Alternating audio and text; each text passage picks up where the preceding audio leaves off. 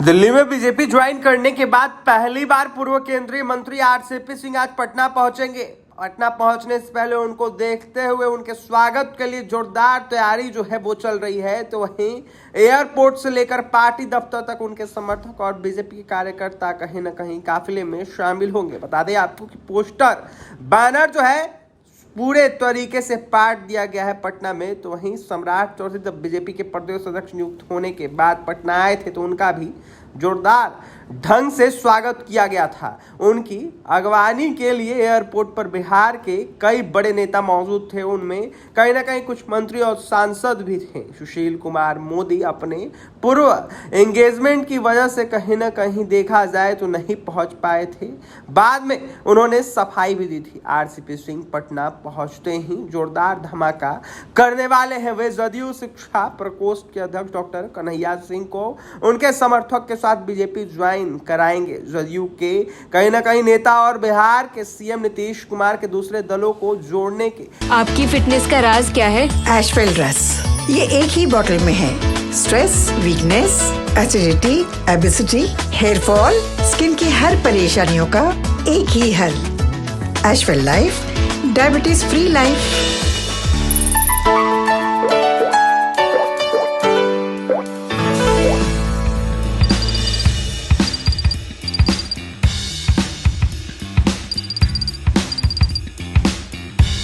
काम में जुटे हैं तो वहीं दूसरी ओर जदयू में भगदड़ की स्थिति मची है। उपेंद्र कुशवाहा से कहीं ना कहीं इसकी शुरुआत हुई थी।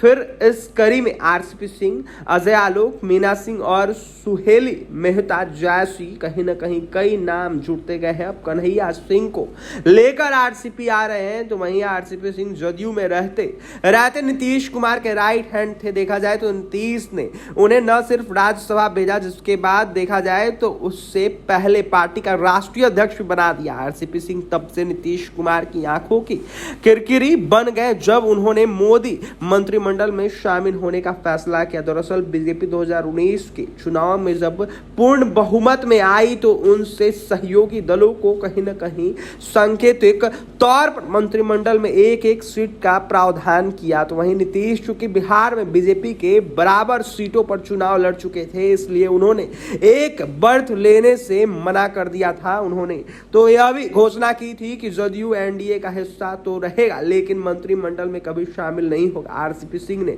उनकी मर्जी के खिलाफ मंत्रिमंडल में शामिल होने का जो है कहीं ना कहीं जोखिम उठाया, जिसके बाद नतीजा यह हुआ कि नीतीश ने कहीं ना कहीं अगली बार उन्हें राज्यसभा भेजा ही नहीं।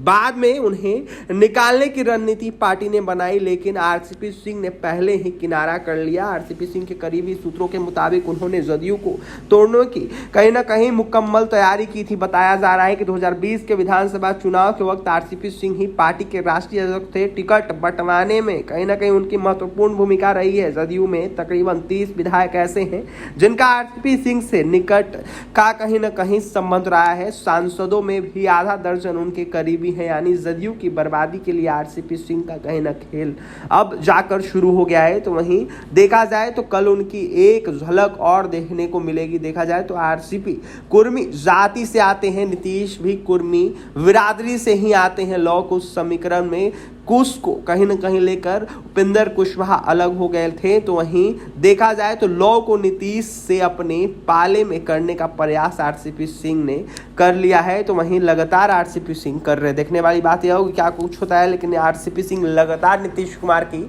पार्टी को तोड़ रहे हैं। तो वहीं देखा जाए तो आज जिस तरीके से पटना आएंगे दिल्ली से आरसीपी सिंह, कई जदयू के नेता कार्यकर्ता को शामिल करवाएंगे। और भी तमाम खबरों के लिए NBC 24 के साथ बने रहे। बहुत बहुत धन्यवाद।